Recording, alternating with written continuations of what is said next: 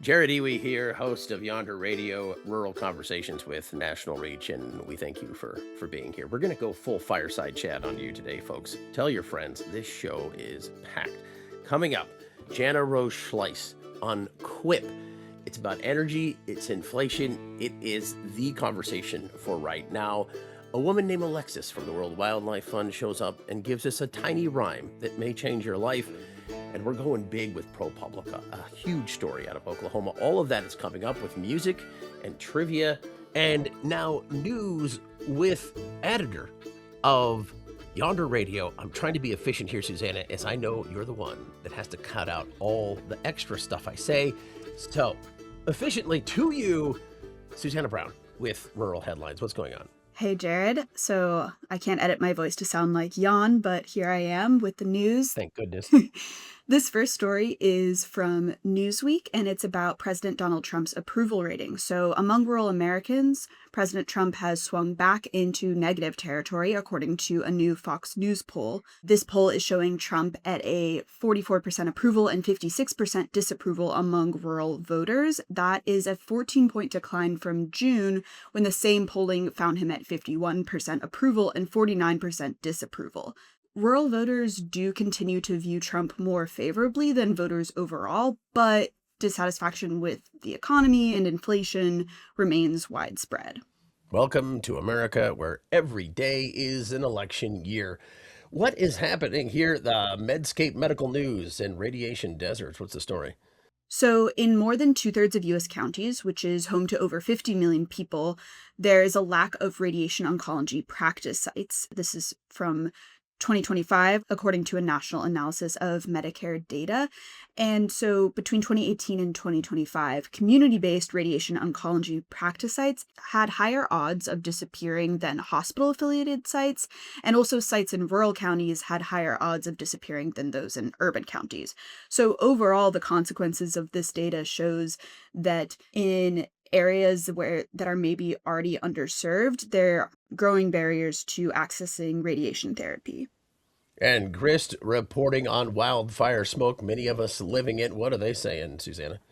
So wildfire season, as we've heard lots about, is becoming longer and more severe across the American West, and specifically in Montana.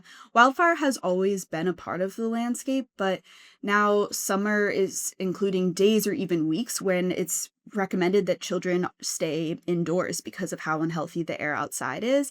And what's interesting is this isn't just having consequences on children's lungs from the smoky air, but also a 2024 UNICEF report found that wildfire smoke is also impacting children's learning, mental well-being, and opportunities for play and that kind of enrichment that can really shape children's livelihoods and their childhoods. So let's do them a favor and stay informed for a better planet. Susanna Brown, bringing the kind of Ivy League luster you'll never hear from Jan Patulski. Is he coming back soon? What happened to him? He's coming back. I didn't hurt him too badly. Okay, on Yonder Radio with Rural Headlines. Thank you. Thanks, Jared. All right, well, whatever's going on, Jan, it's all in jest. We hope for you the best. A little poem. And that was Susanna Brown doing the news, the editor of this very show, Yonder Radio. Energy is the story across the nation. Actually, energy and inflation. And standing at that intersection is the woman I'm about to talk to, Jana Rose Scheils. She's a reporter with public radio station KBIA in Columbia, Missouri. She covers energy, utilities, infrastructure, environment, and agriculture for the rural communities in central Missouri.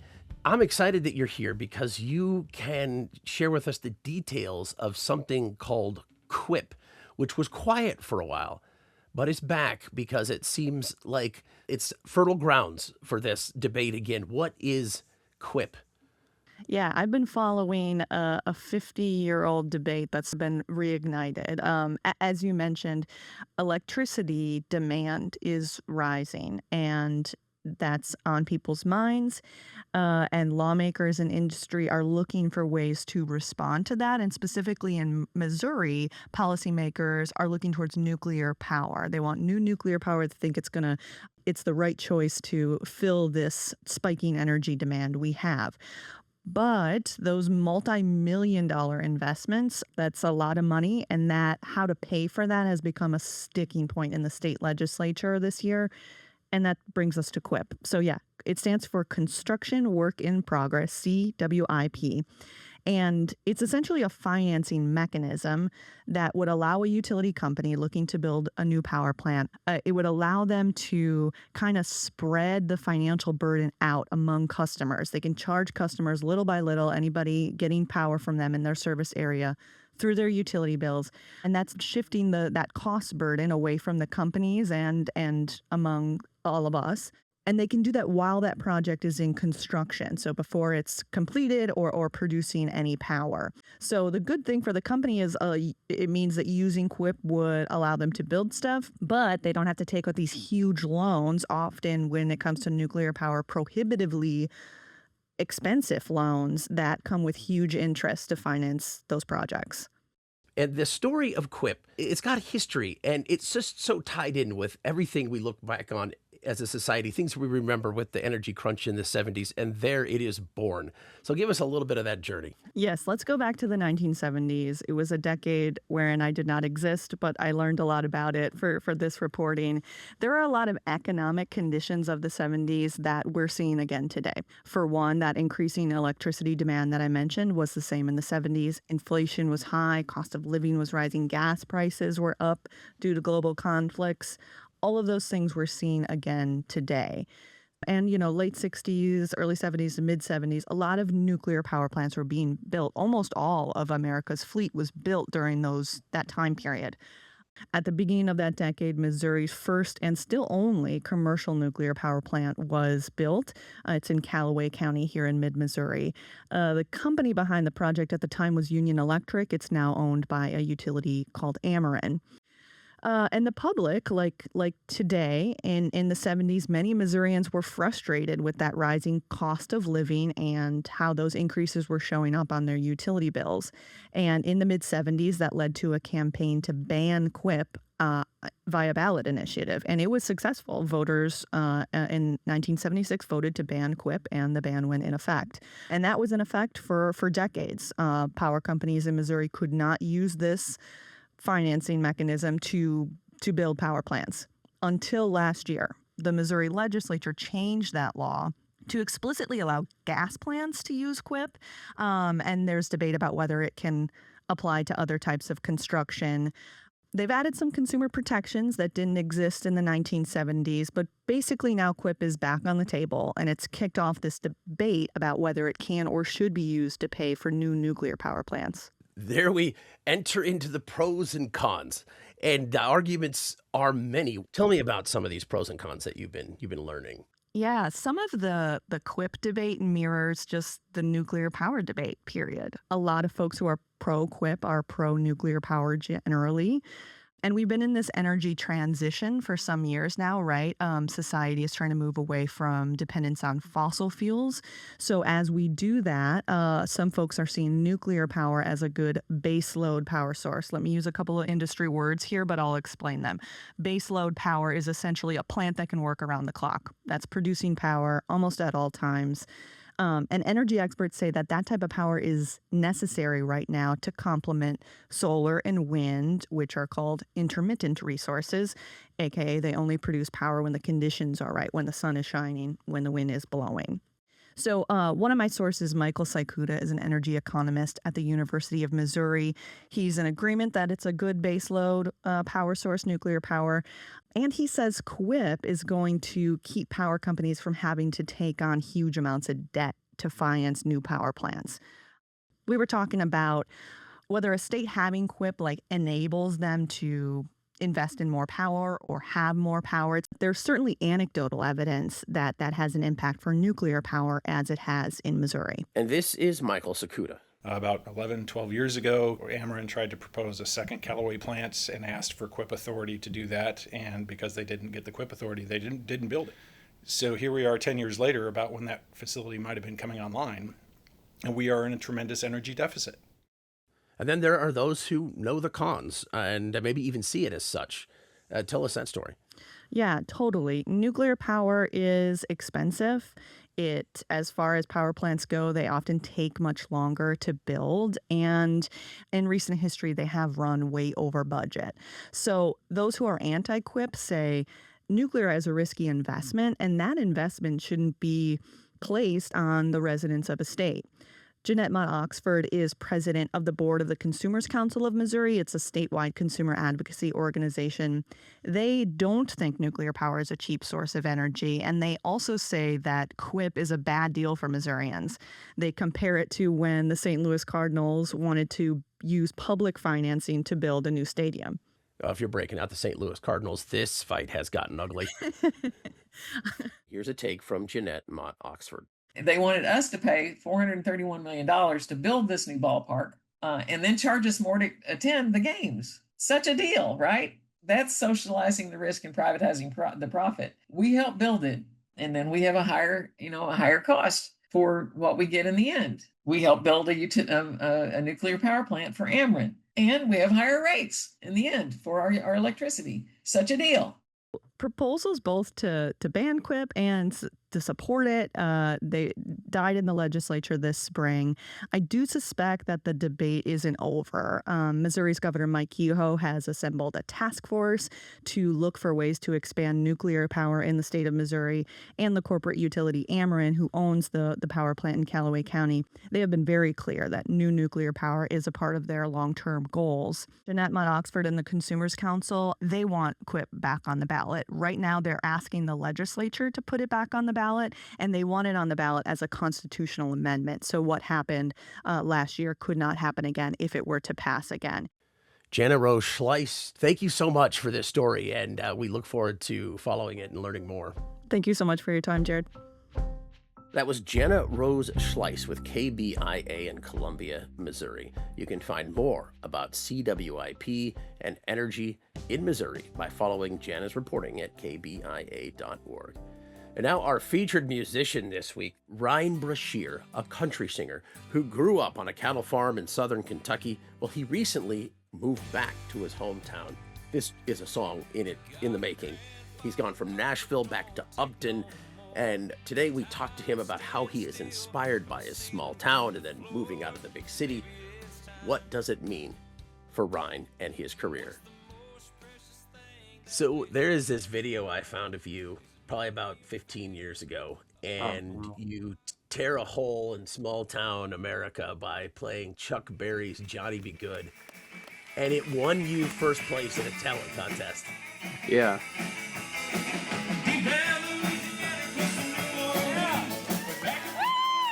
And I'm wondering, what did that guy not know about life that you do know now? Oh my gosh. There's so much that guy didn't know. I thought like duck walking across the stage like Chuck Berry was cool and doing everything that anybody else did. I was trying to copy it.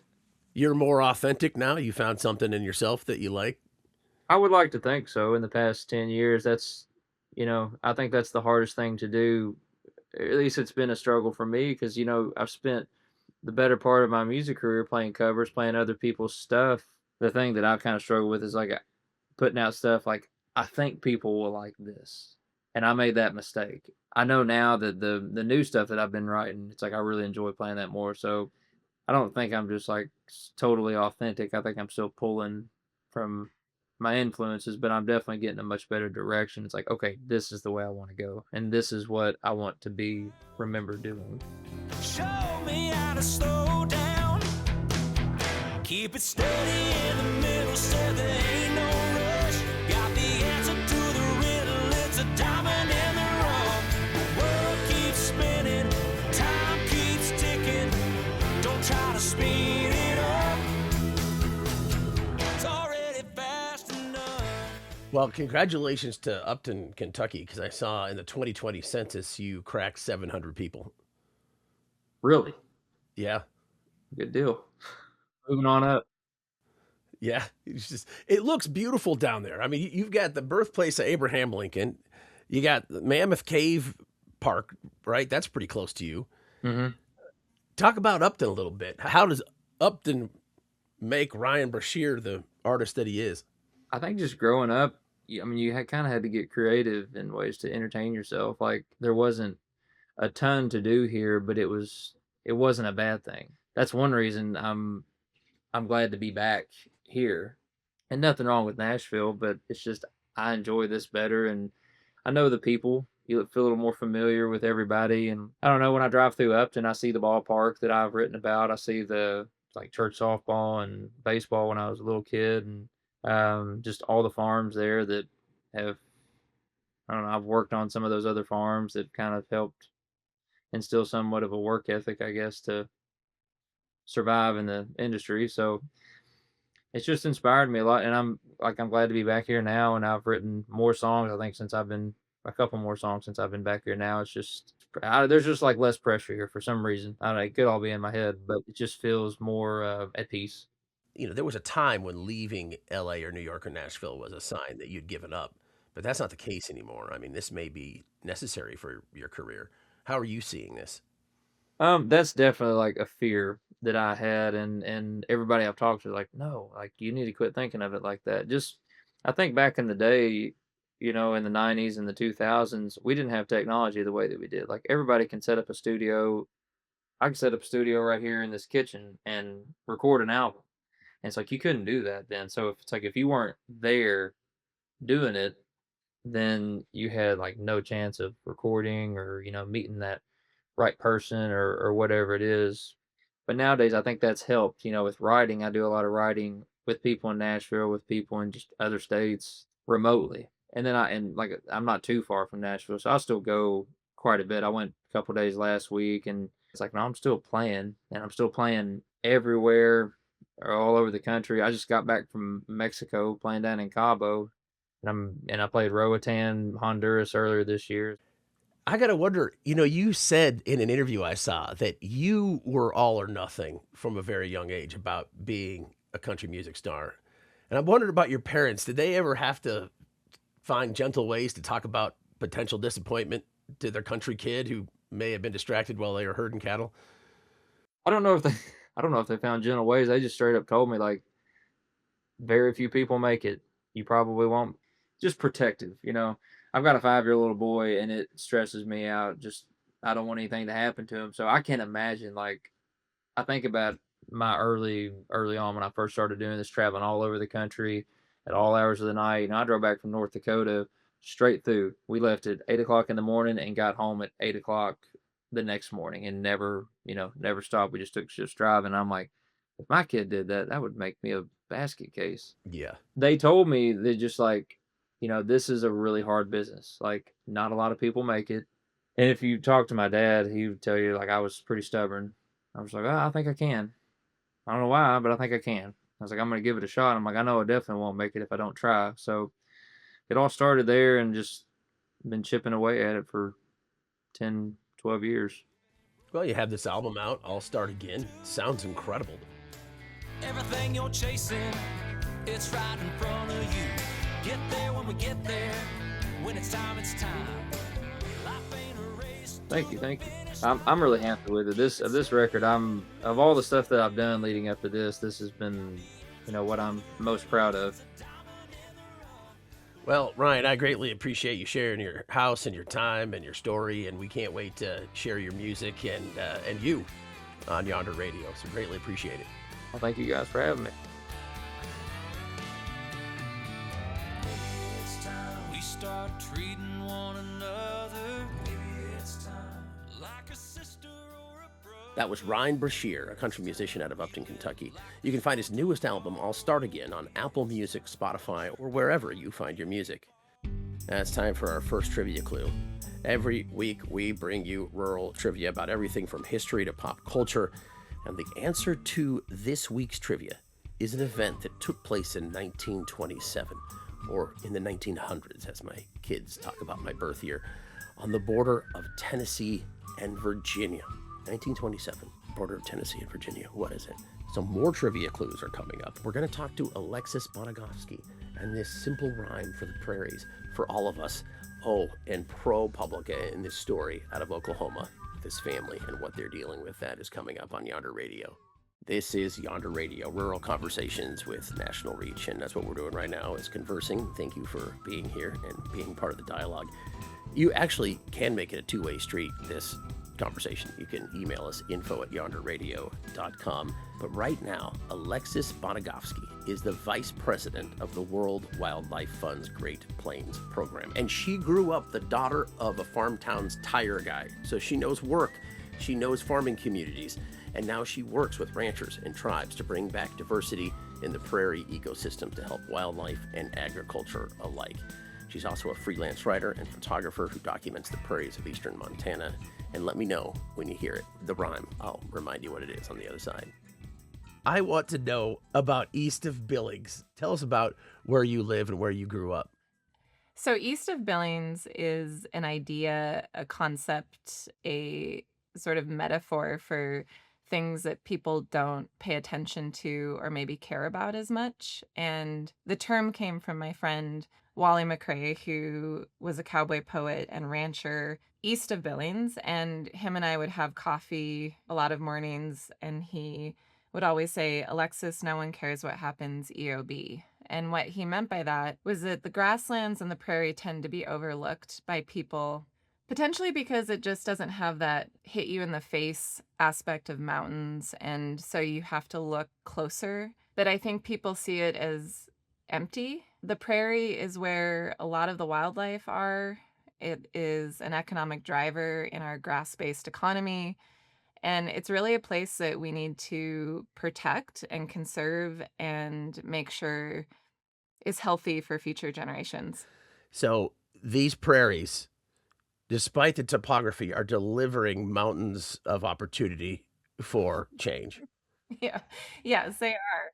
They definitely are. And, a lot of people, when we think about the prairies, don't realize how important they are for climate change and carbon sequestration, how important they are for filtration of water, and how important they are for wildlife habitat and for food production. How much power do ranchers have, Alexis, in being able to help with so many things, in curbing climate change, in maintaining the prairie?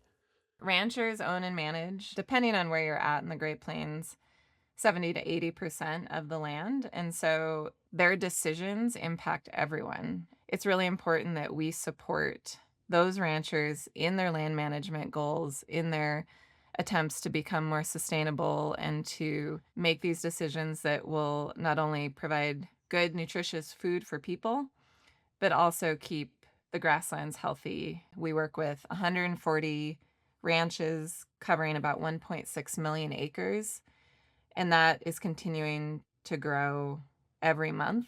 What can a rancher do to change what they're doing to become more sustainable? That's a good question. Every ranch is different. And so when we work with ranchers, we really spend a lot of time trying to understand where they're at and what their goals are for their operation and how conservation projects can help them succeed both financially but also ecologically.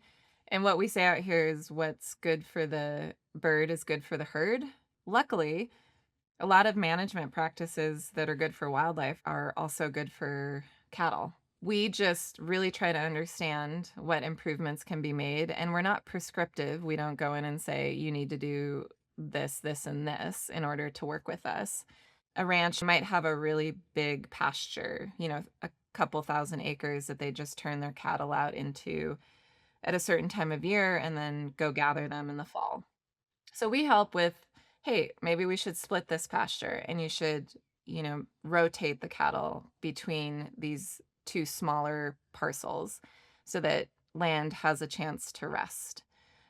We work with a lot of ranchers on virtual fence, which is, basically collars on cows that talk to a satellite so you can fence off riparian areas, without physical fence, which we love because that doesn't impede wildlife movement. And they can be a lot more adaptive in their management.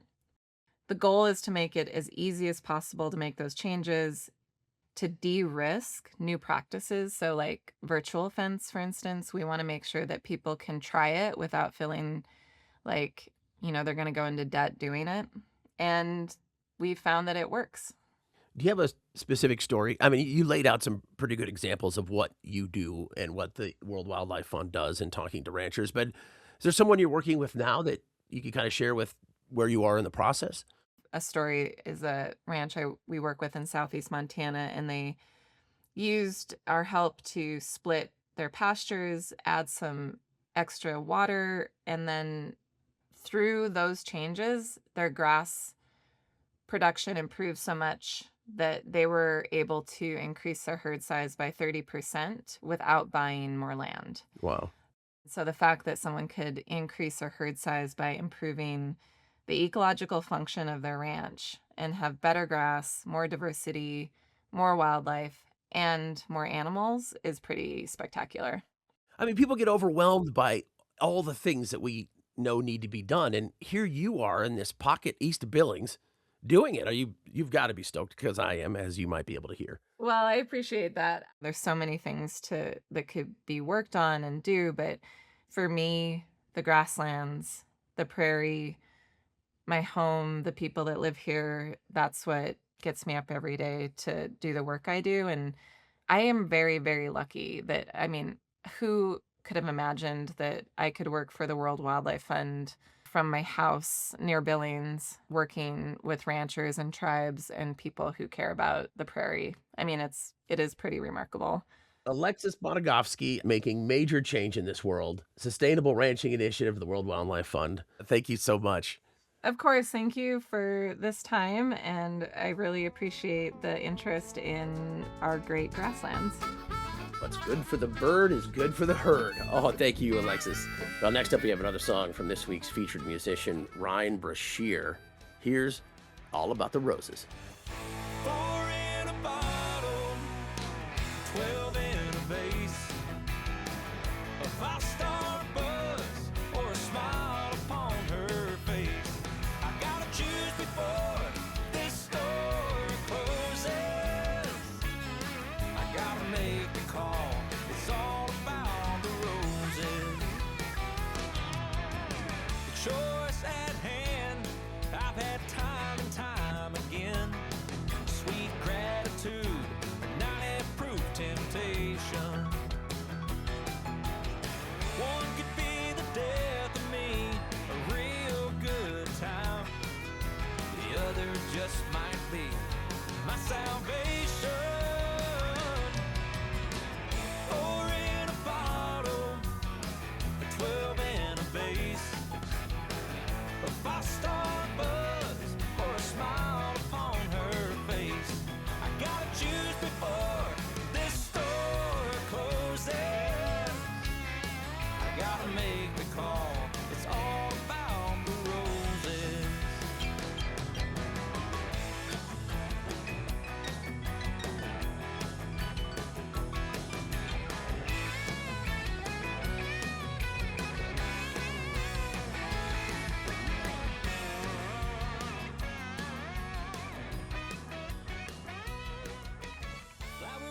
That was All About the Roses from Ryne Brashear on Yonder Radio. Next, we're headed to southern Colorado, to the San Luis Valley, where Jocelyn Catterson works for the Rio Grande Headwaters Land Trust, and also makes art that interprets scientific concepts like drought for community members. She's also a member of one of our previous featured musicians in the Gothic folk band The Beauty and the Horror. She is a Swiss Army knife of activity for her community, for the environment, for your soul. Here's Jocelyn. The San Luis Valley is an insanely special place that has been tugging at my heartstrings my entire life. I have always really loved rural communities. I grew up in a rural community. I've spent most of my life in rural communities.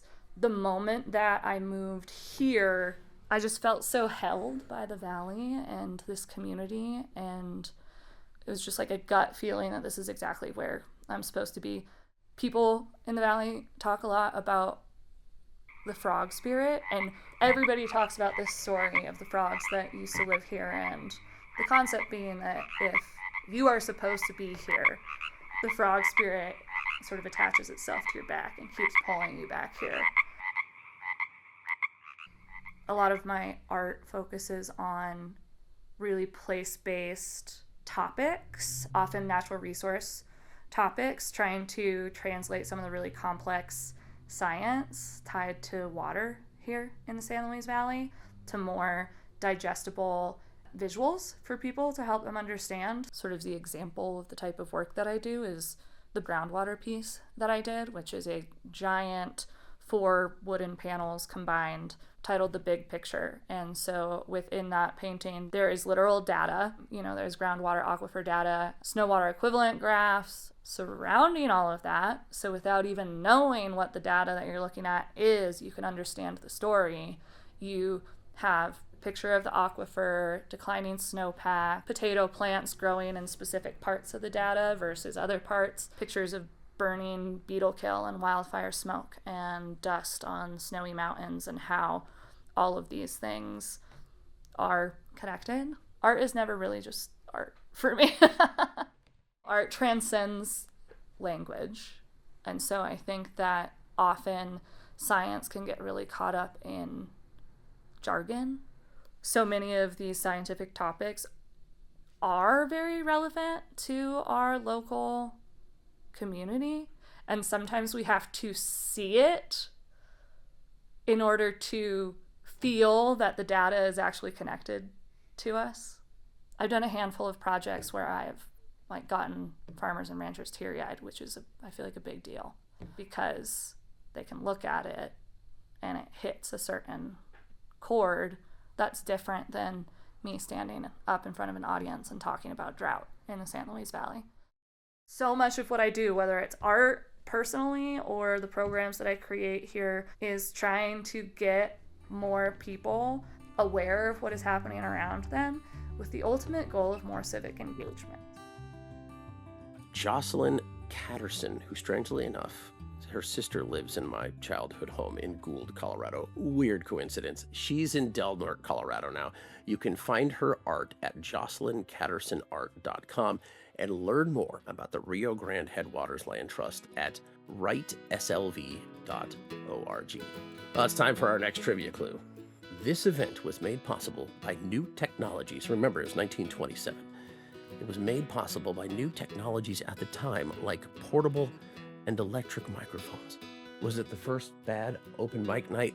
I don't know. Coming up, we'll have the answer, and we're also going to be talking to journalists from ProPublica and this documentary, Toxic Ground. It's an incredible conversation about, I would say, a watershed, oil shed event in Oklahoma on Yonder Radio.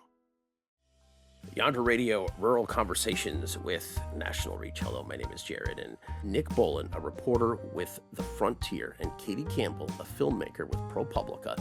The two of them are behind a new documentary film called Toxic Ground, which tells the disturbing story of the consequences of orphaned and uncapped oil wells in Oklahoma. The film follows the Merediths, whose home began filling with toxic wastewater last year, and who have struggled to get a response from the state government. Here's Nick Bowlin and Katie Campbell. Nick, how does your relationship begin with the Merediths, and what's happening with this family that gets you involved? The quick story for them is on a day last August, this oily, black, sludgy substance just started coming up through the floor of their bathroom. It was coming up into their bedroom. Their eventual solution, and it kind of remains the solution today, is they had to drill a hole in the foundation outside the house where they thought it was coming up, and they were able to kind of divert this gushing substance into the yard, where it is now killing all their grass and filling up a trench and spilling into the neighbor's yard. So subsequent investigations have showed that there's an old oil well that was essentially just plugged with mud, not plugged by anything resembling modern standards, in the 1940s. And state records show that that's about 400 feet, just kind of like out their backyard. There are some other aerial images from decades ago that suggest that that old well might not be 400 feet out the backyard. It might actually be right underneath the house. The state has not officially located the well yet, but it seems like a very plausible explanation for what's going on here is that there's an old well. It's either right under or very near the house. Something woke it up, and because it's unplugged, all of the toxic substances and fluid that tend to be in oil and gas wells are pushing their way to the surface. There's so many entities here that could be involved in this story. You have oil and gas, there's insurance, there's home builders, but there's this linchpin there that it simply just needs to be recognized that it is oil from a well. Katie, journalistically, what does this mean? Is that the pursuit? What's really frustrating and interesting about this is that the Merediths are stuck in this bureaucratic holding pattern. Regulators have been saying they can't do anything because they can't get access to below the foundation of the house to confirm whether or not there is this abandoned oil and gas well underneath their home. They're saying the house has to be removed first. But they've done sampling that has been conducted by the commission that shows that there's salt readings that suggest the presence of wastewater resulting from the production of oil and gas. And there's been other testing by the state's Environmental Quality Department that's found elevated levels of heavy metals that are commonly found in oil field wastewater. And Mitch Meredith even took his own samples and paid for an independent environmental lab to test them.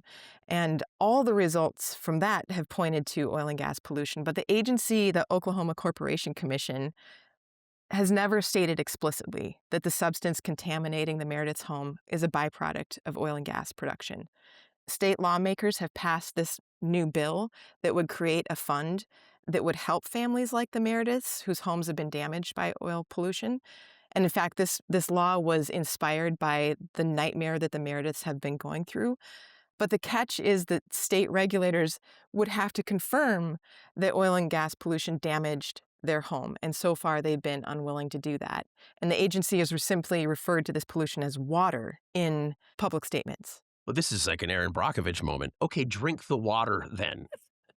Nick, you know Oklahoma. What's the deal? Why can't they just confirm what this is clearly is? Well, the sympathetic, view for the commission is, they want to find the actual presence of the well underground before saying anything too definitive. Oklahoma has 120 years of oil and gas production and hundreds of thousands of wells that are, unplugged and no owner to plug them. And in many cases, the state doesn't know where they are. You've got this state agency that is habitually underfunded and undermanned and has just a tremendous amount of oil and gas wells and pollution to deal with. And that brings me to the Merediths, because here may be the darkest day of their lives when their daughter finds this fluid flowing into the house. How was that introduction when you walked in? What was the impression you got of this family? Oh, I mean, the first time I talked to him, it was just a couple people who'd really just kind of had their lives ruined in the span of 12 hours, had gone from just a nice normal life with their 3 kids, one of them a newborn baby, and by the next day they were out of this house and they've never been able to return. And they still have a mortgage on it, haven't been able to really put their life back together.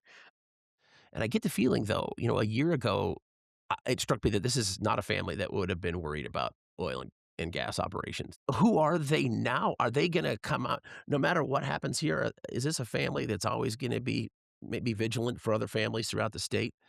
I think so.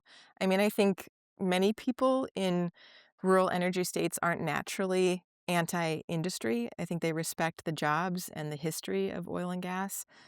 But when industry pollution hits your backyard and it just naturally changes how you see the industry and the world in which they operate. I think part of why they have been so vocal is that they don't want this to happen to anybody else. Nick, how much trouble are we in with all of the pressure being pushed up against our Earth's crust by trillions of gallons of wastewater? Yeah, so, Oklahoma has, just like every oil state, huge volumes of wastewater that's separated out from the oil. And the industry's standard method of getting rid of it is blasting it out underground. That method, which worked okay for many decades, has been causing problems in the past decade or so. In Oklahoma, the earthquakes, we often call them fracking earthquakes. That's from the disposal of all this wastewater.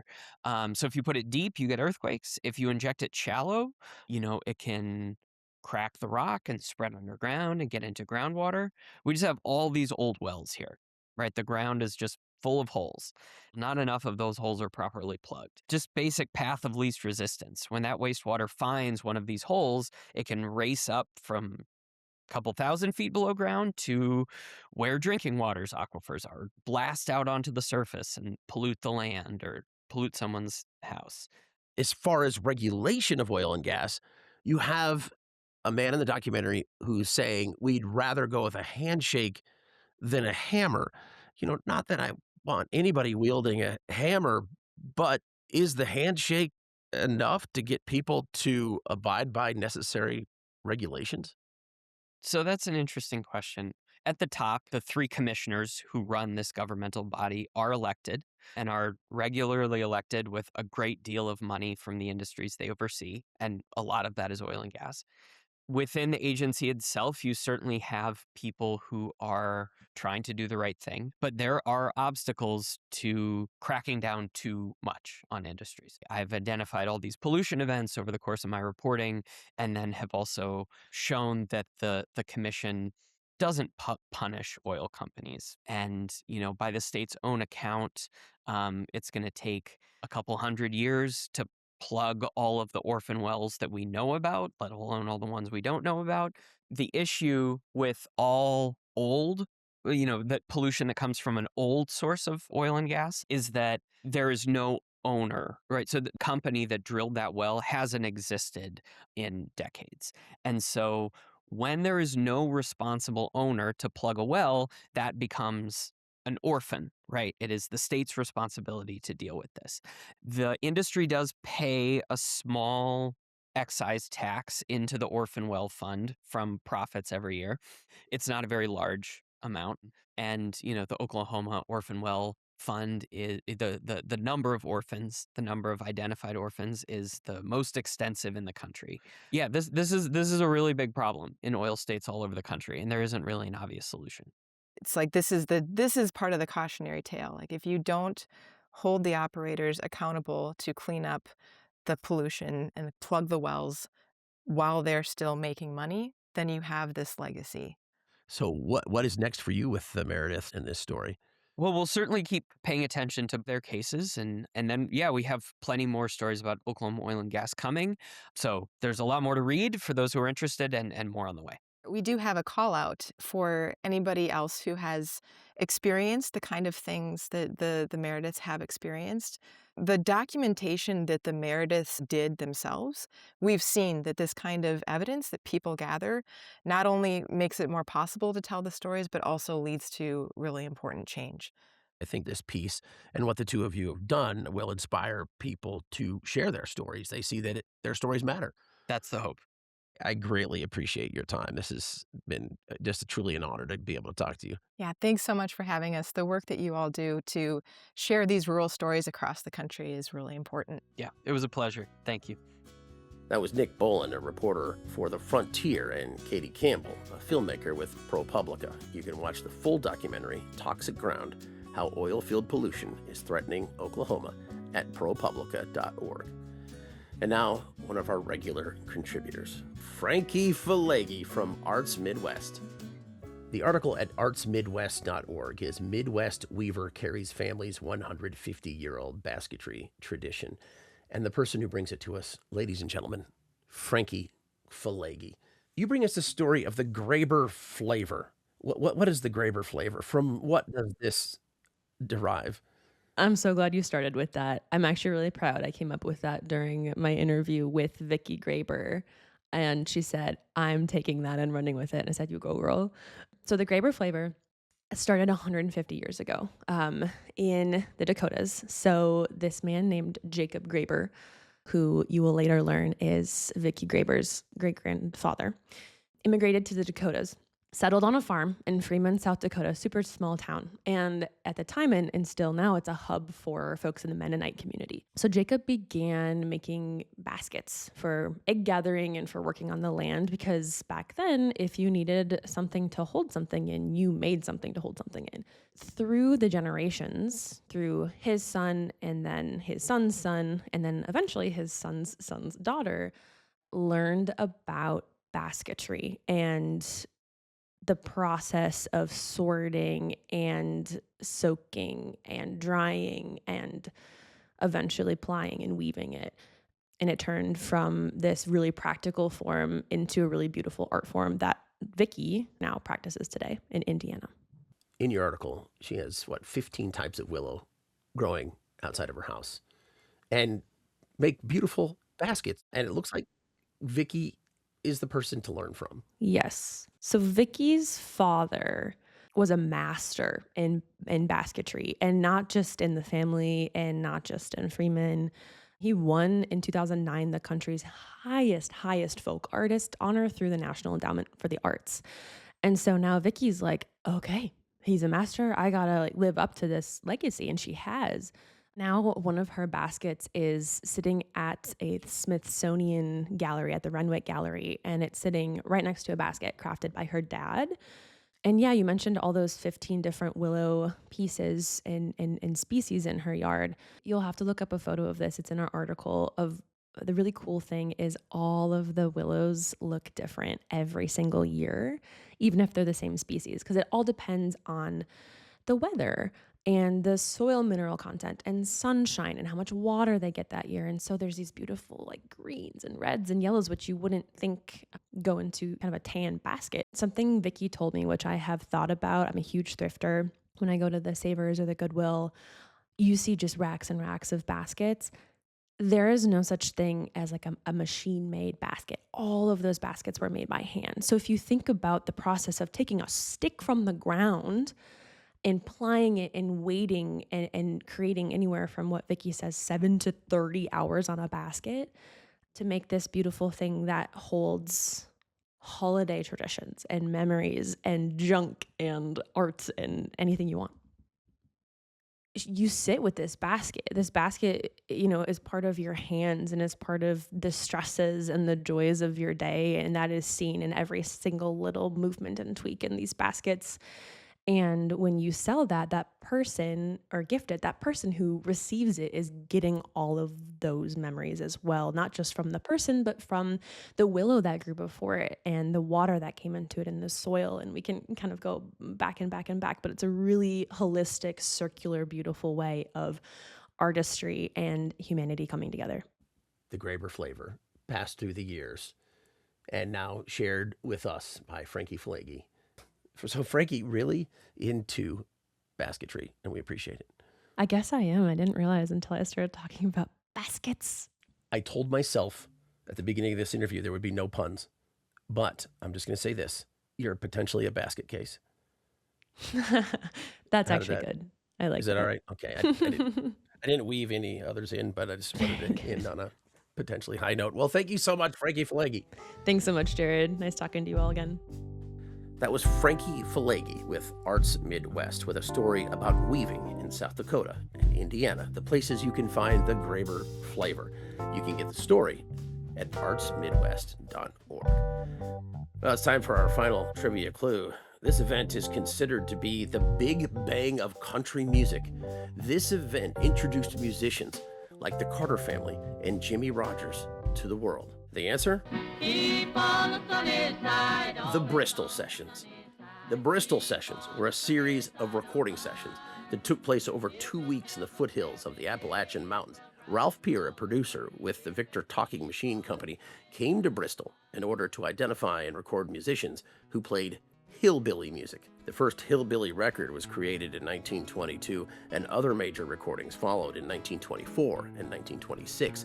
But the Bristol Sessions are credited with the creation of country music because of the record's superior sound quality, the lasting star power of musicians like Jimmie Rodgers and the Carter family, whose sound still influences modern country, bluegrass, Americana, folk, and even rock musicians.